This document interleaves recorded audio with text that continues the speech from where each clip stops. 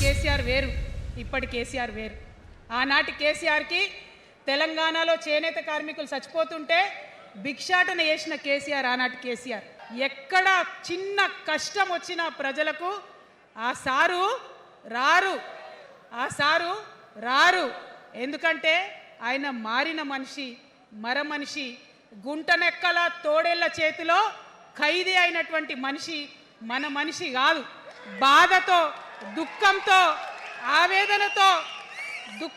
ఆవేదనతో చెప్తున్న మాట, సంతోషంతో చెప్తలేని ఈ మాట. నేను ప్రేమ నాకు కూడా ఉంది, నాకు తండ్రి కావచ్చు, అది వేరే విషయం. కానీ ఒక రాజకీయ నాయకుడిగా వారు ఈ మధ్య రాజకీయ పరిణితి కోల్పోయి మాట్లాడుతూ ఉన్నారు. కేటీఆర్ గారు మాట్లాడిందంటే ఓకే అనుకోవచ్చు, ఆయనకు పెద్దగా తెలియదు పాపం. కానీ కేసీఆర్ గారు అనే మాట ఏంటంటే ప్రజలు తప్పు చేసిండ్రు. ఓకే, ఒక సెకండ్ నేను ఒప్పుకొని దాన్ని, ఒక సెకండ్ అనుకుందాం. ప్రజలు తప్పు చేస్తే నేను ఒక తల్లిగా అడుగుతున్నా, నేను నా కొడుకో మాట చెప్తా, వాడు వినలేదనుకో, కింద పడ్డాడు అనుకో, ఇడిచిపెడతానా? దగ్గర తీసుకొని మంది అనా?